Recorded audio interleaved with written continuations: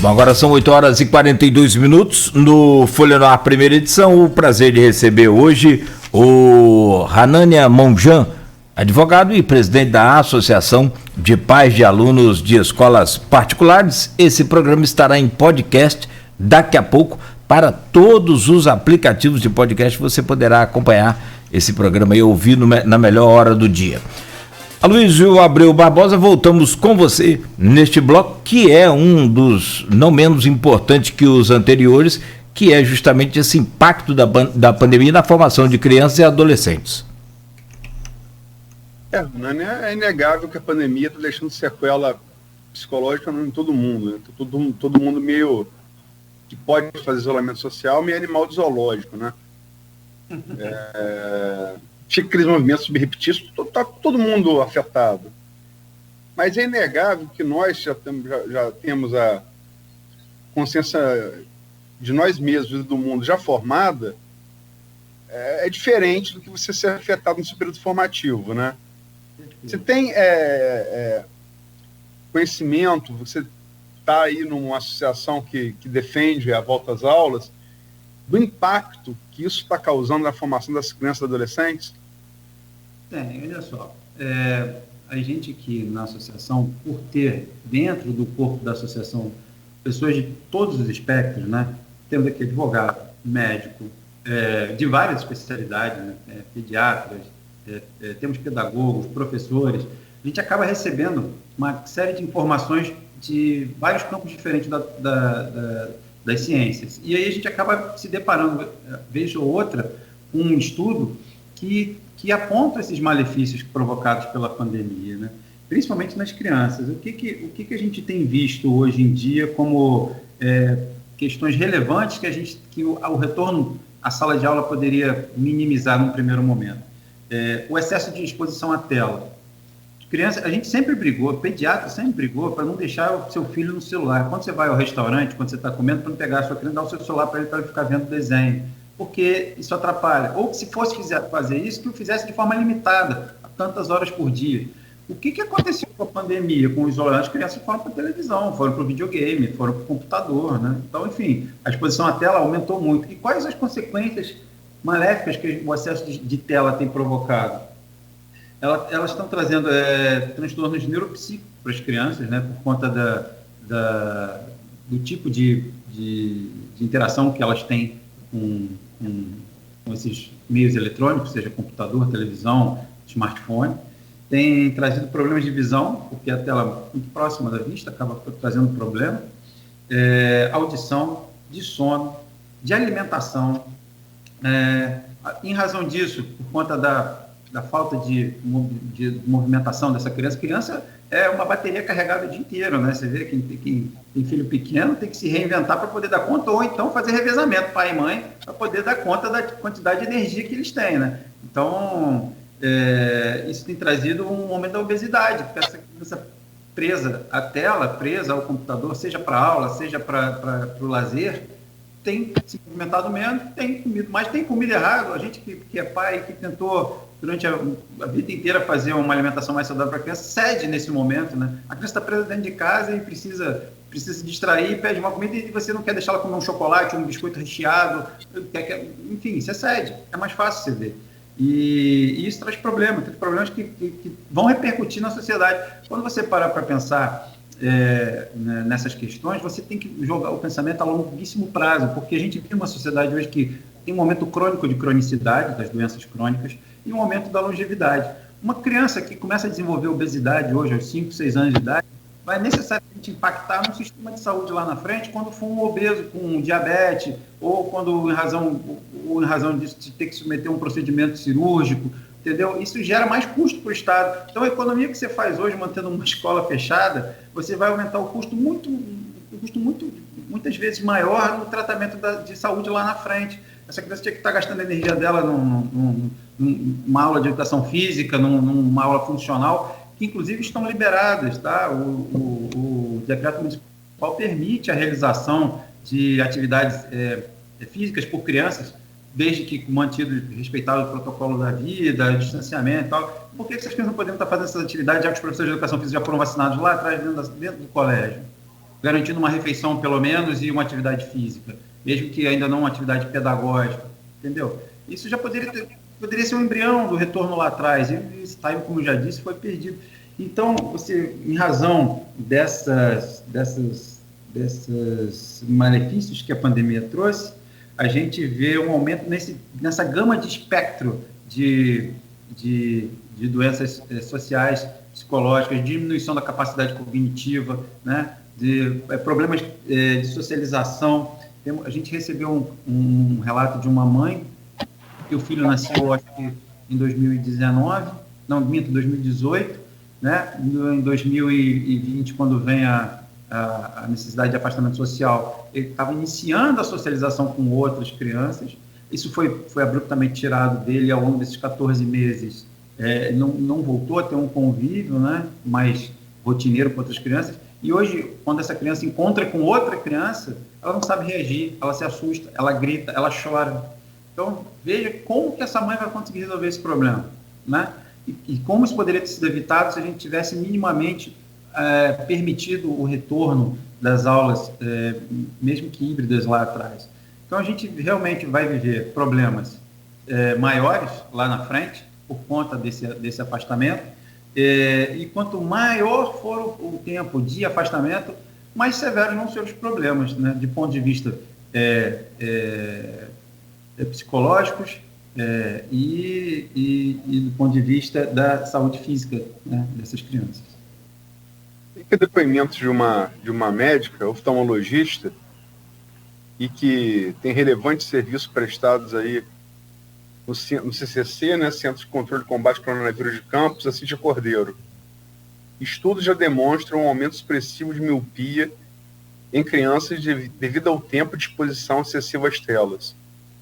Você tem esse mesmo dado, Hanania?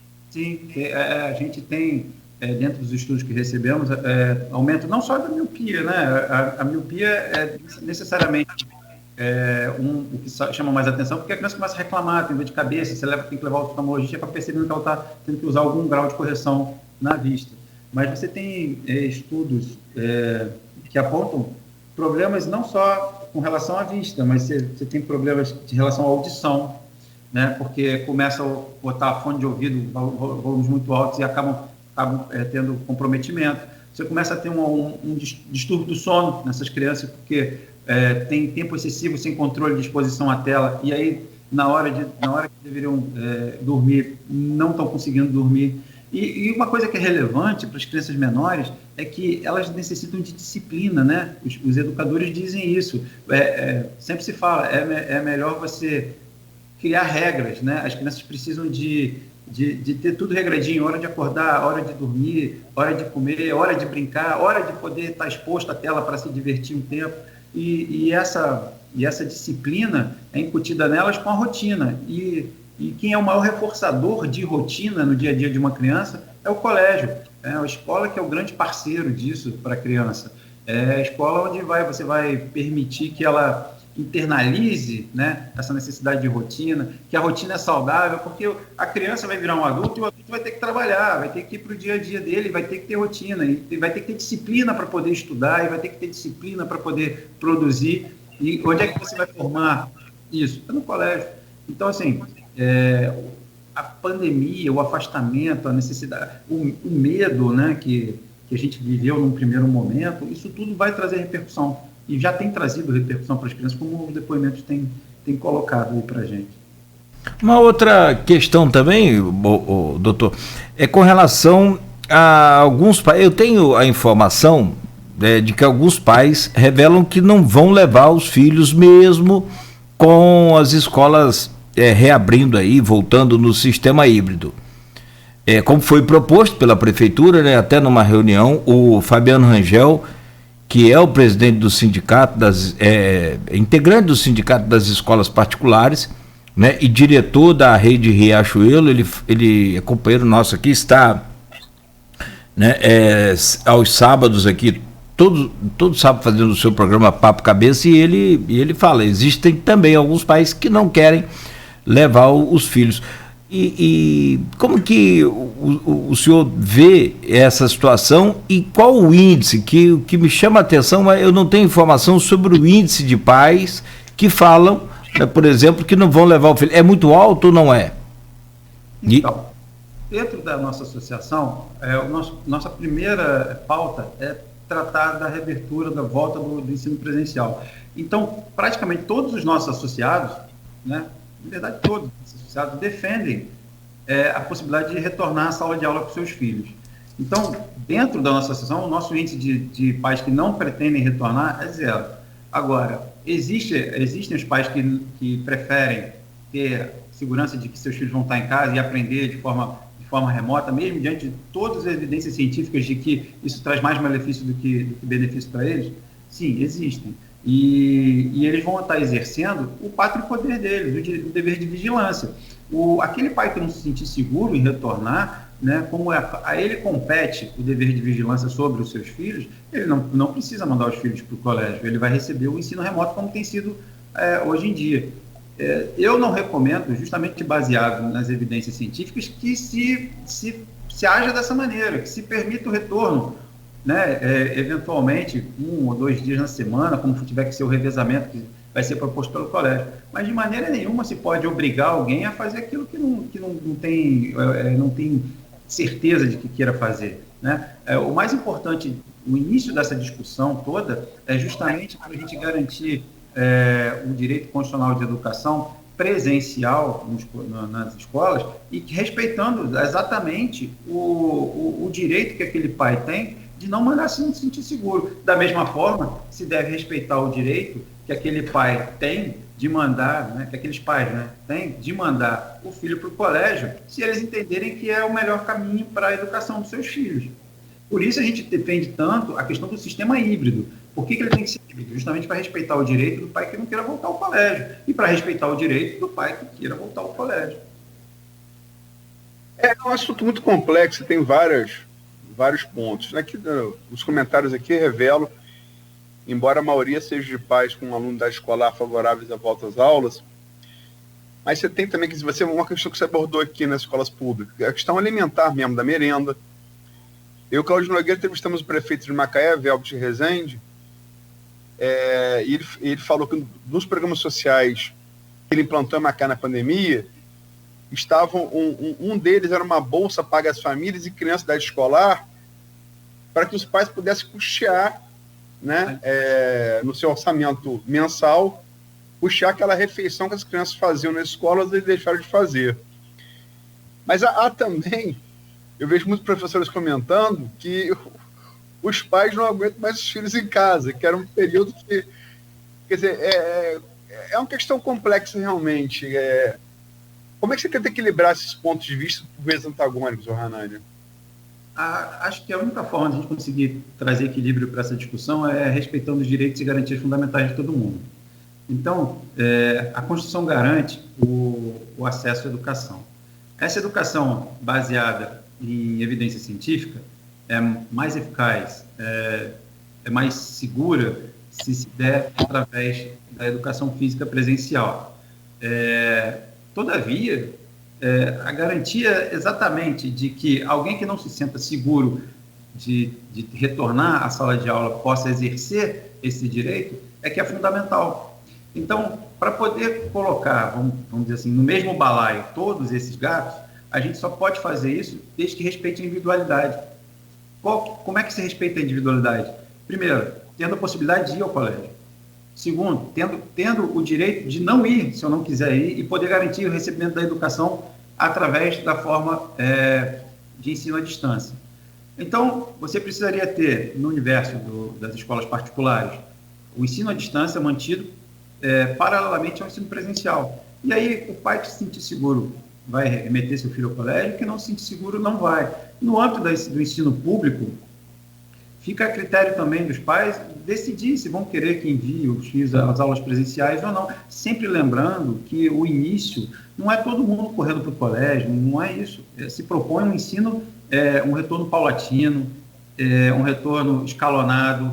Inclusive porque você tem que fazer, por exemplo, na hora da saída do colégio, você tem que fazer um escalonamento da saída dos alunos para não haver aglomeração. Você não pode sair todo mundo, deu meio-dia, sai todo mundo. Não pode. Você vai começar a fazer turmas saindo, uma a cada 10 minutos, né? E as crianças podendo sair, encontrar seus pais do lado de fora do colégio e poderem caminhar antes que outros pais cheguem. Então, vão ter que haver turnos, né? Então, não é uma logística simples, mas é uma logística que tem que ser pensada. Na verdade, já existe o plano que prevê como é que isso vai se dar, né?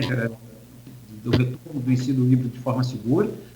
A implementação dele é que tem que ser feita na prática para a gente poder avaliar e corrigir eventuais distorções que possam ocorrer. Mas a única maneira de respeitar todos os pontos de vista é garantir acesso à educação, seja ela remota ou presencial, a quem assim desejar.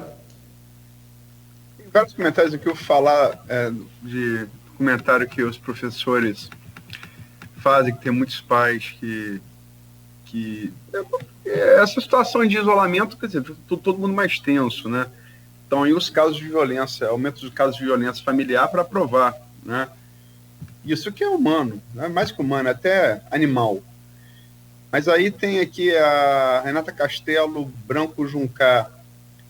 Não tem nada disso, que os pais não aguentam mais os filhos em casa, os pais não aguentam ver os adolescentes embaixo dos olhos. Aí tem aqui também perdão que pula o comentário, desculpa. A Juliana Mota.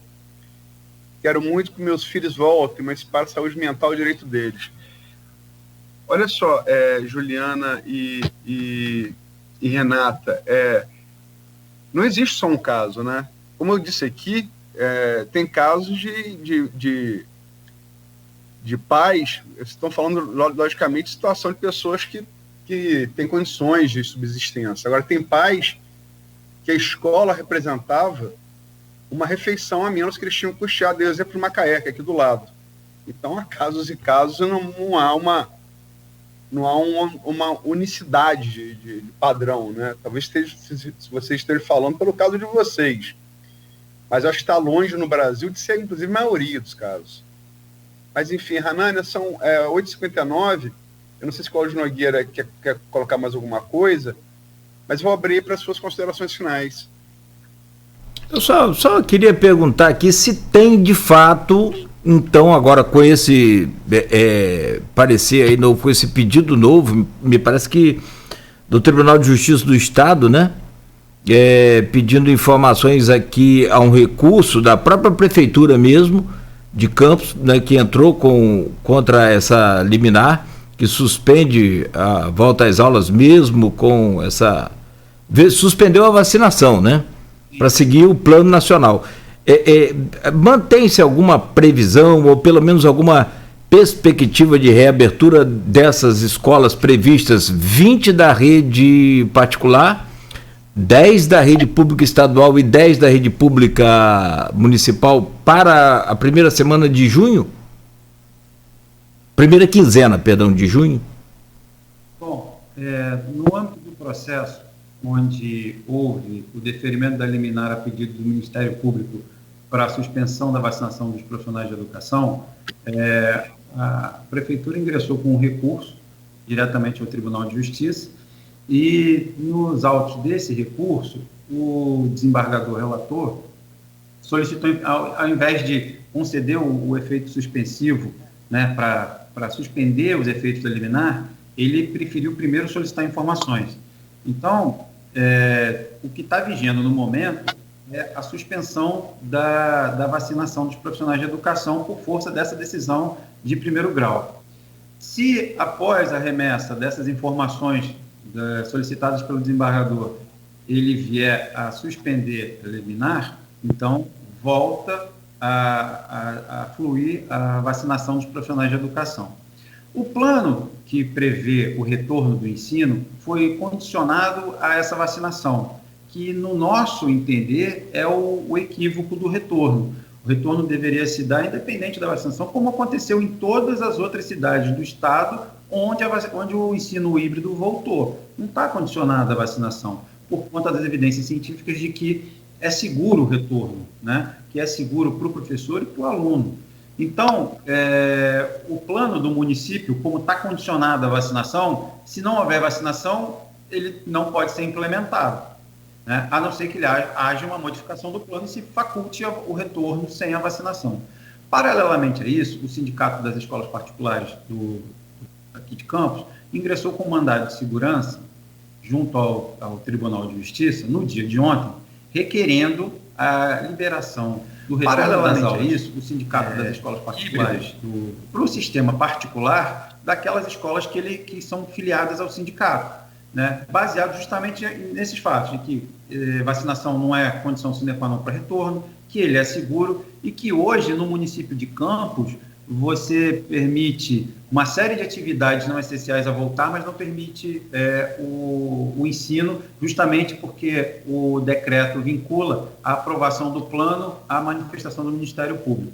Então, como o decreto anterior editado em 10 de maio já havia essa previsão de retorno com base na chancela do Ministério Público, e ele foi publicado no dia 24, ou seja, 14 dias depois, com a mesma necessidade, já se perderam 14 dias sem que tivesse sido anuído. São 14 dias a menos no calendário escolar que a gente poderia ter de aulas presenciais. E, diante da celeuma existente sobre a necessidade de observação do Plano Nacional de Imunização ou não para retorno das aulas de acordo com o plano editado pelo município, a gente tende a perder mais tempo. Então, nesse momento, o que está acontecendo é que, com a liminar e com o plano, da forma como os dois estão editados, o ensino híbrido não retornaria nas unidades do município. Com a medida judicial adotada pelo sindicato, pode ser que volte para o ensino particular das escolas filiadas ao sindicato. E a associação não descarta, né, uma medida judicial por parte da própria associação, que hoje tem capacidade postulatória e legitimidade para fazer, para que todas as escolas do ensino particular possam retornar, caso a medida judicial do sindicato se haja eficiente e tenha sua liminar deferida. Perfeito. Então, seguindo aí, são 9h04, acho que a demanda de tempo aqui é muito grande, porque são muitos comentários e, como a gente falava aqui, tem quantidade e tem qualidade. O porquê agradecemos aí a cada um, né, dos que estão participando aqui. Eu acho que vale ressaltar o esforço de cada professor nesse período pandêmico, que seguramente, eu posso afirmar, trabalhou mais do que dobrado com esse sistema, porque foi como o Cristóvão Buarque disse aqui essa semana, na entrevista que ele nos concedeu ao Folha no Ar, e ele falava que não é voltar às aulas no sistema híbrido e ter aula online. O Brasil não está preparado para dar aula online. A aula em si não é preparada. E ele até falou uma coisa muito interessante, que é fazer um vídeo, como se fosse um filme para YouTube, e ali aplicar a matéria ao aluno e dali extrair o conhecimento do aluno. Eu achei muito, como sempre, as ideias dele são fantásticas. Então, vale a gente reconhecer também aqui o esforço de todos os profissionais, né, da educação. E ao senhor, doutor, nosso muito obrigado, né, e boa sorte aí nessa empreitada. Muito obrigado. Queria agradecer mais uma vez a oportunidade de vocês, da gente estar aqui debatendo o tema. Queria deixar aqui os contatos da associação para quem tiver interesse em nos conhecer e conhecer as nossas ideias. A gente está no Instagram e no Facebook, né? O nome da associação é Associação de Pais de Alunos de Escolas Particulares de Campos, APAEP. Então, no Instagram é o APAEP, @APAEP Campos, no Facebook é o APAEP Campos, e a gente tem também o acesso pelo site, que é o apaep.com.br. E a pessoa pode conhecer lá a associação, os nossos interesses e se filiar, caso entenda, bem como acessar o nosso telefone de contato, que é o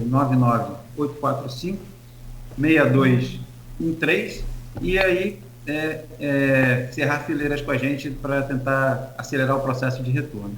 Mais uma vez, Aloysio, é sempre um prazer poder conversar com pessoas esclarecidas, com seus ouvintes, trazer um pouco mais de luz para o debate, e a gente está à disposição para o que se fizer necessário em prol da educação aqui no município. Muito obrigado. Perfeito. Você, Ranana, eu só queria... você tem uma projeção baseada nas últimas decisões, no pedido do MP, na decisão do Heitor, uma projeção, você trabalha com uma projeção de volta às aulas no ensino híbrido? Sim, a gente trabalha com a possibilidade, no máximo, na segunda quinzena de junho, o ensino híbrido está funcionando na rede privada. Seja ele por conta da observação dos programas existentes hoje do município, que defendem ele através da vacinação, ou seja por conta das medidas judiciais que estão sendo manejadas e que se encontram escoradas em ampla jurisprudência já lançada no país inteiro, né? Em várias cidades, inclusive o próprio MP, por exemplo, em Teresópolis, no ano passado, entrou com ação civil pública para o retorno das aulas presenciais. O Ministério Público do Paraná fez isso também por conta do decreto estadual lá que vetava a realização de aulas presenciais. E hoje, com a legislação editada pelo governo do estado do Rio de Janeiro, que entende que a educação é atividade essencial e que lista o município de Campos dos Goytacazes como em baixo risco de transmissão, bandeira amarela, não ter as aulas presenciais necessariamente é um descumprimento dessa norma. Então, por isso, ganha força uma eventual medida judicial para que se observe a determinação contida nessa legislação. Então, por isso a gente está trabalhando com a segunda quinzena de junho, com o início do ensino de maneira híbrida nos colégios particulares. Desculpa, Nogueira, só mais uma pergunta, que eu acho a coisa objetiva, né? Isso depende ou independe de uma terceira onda? Uma terceira onda em que coloque os índices de transmissões mais elevados pode necessariamente vir a voltar um passo atrás e a gente tem que recolocar o ensino de forma unicamente online. Todavia, na hipótese dos índices de cobertura vacinal virem subindo, como a gente vem vindo, e Campos dos Goytacazes tem tido uma cobertura vacinal muito relevante, a gente pode não viver uma terceira onda tão forte como propalado pela imprensa de uma maneira geral. A gente hoje está com uma cobertura vacinal de acho que de 20%, quase 20% da população, e a gente já começa a ver, né, um índice menor de internação das pessoas acima de 70 anos, um índice menor de transmissão. Então, cada vez mais que a faixa etária for diminuindo, a gente vai ter a cobertura vacinal maior, o que vai ser uma garantia para todo mundo de que a transmissão do vírus, de uma maneira geral, possa ser contida. E no que diz respeito à transmissão em ambiente escolar, mesmo com uma terceira onda, o que se foi visto em outros países e que mantiveram as escolas abertas nesse período, é que os índices de transmissão em sala de aula entre alunos e professores é realmente mais baixo que na comunidade do entorno.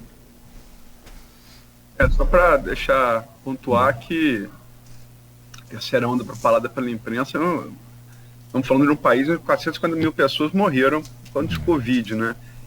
E nós sequer teríamos esses números se dependêssemos apenas do governo federal, já que os números são revelados por um consórcio de imprensa. Então devemos muita imprensa no combate à pandemia aqui no Brasil. Se está muito ruim por conta das ações do governo federal com ela, muito pior seria ainda se não fosse ela. Só para deixar isso bem pontuado. E acrescentar aí, se você me permite, se é que é possível, o combate que a imprensa faz de forma assim, efetiva a essa disseminação das fake news agora na pandemia, que são, meu caro Aloysio e presidente, extremamente perigosas, letais. Fake news é sempre danoso. Perfeitamente. O único combate que ele tem é essa imprensa profissional. E é feito pela imprensa, exatamente isso.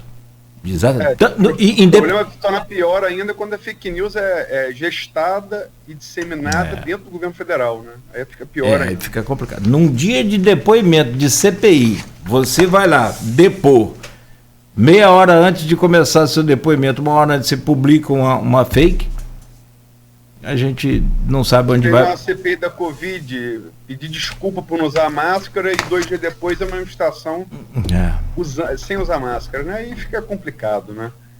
É fake news até de caráter. Perfeito.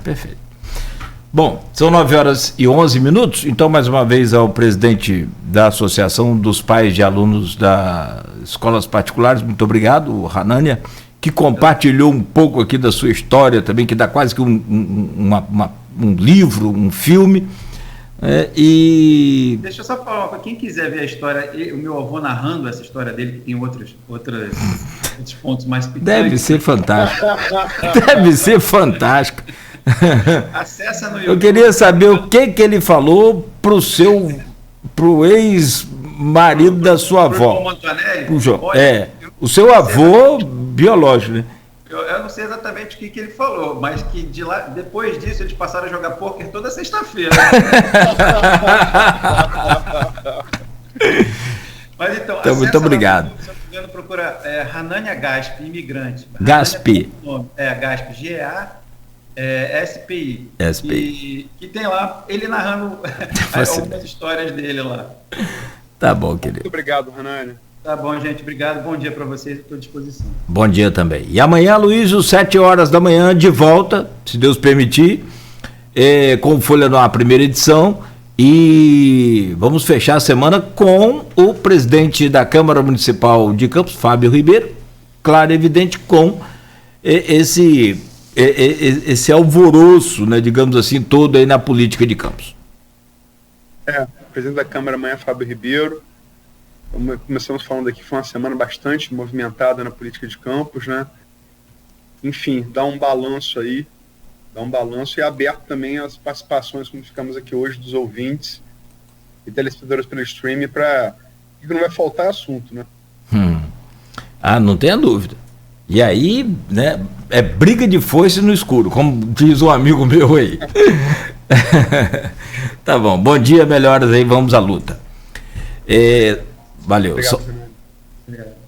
9h14, fechamos aqui mais uma edição do Folha no Ar. Voltaremos amanhã às 7h, oferecimento dos laboratórios Plínio Bacelar e Proteus, Medicina do Trabalho, Medicina Ocupacional e Serviços de Saúde com a qualidade certificada ISO 9001-2015. Você, por favor, continue ligado aqui na Folha FM. Fechou.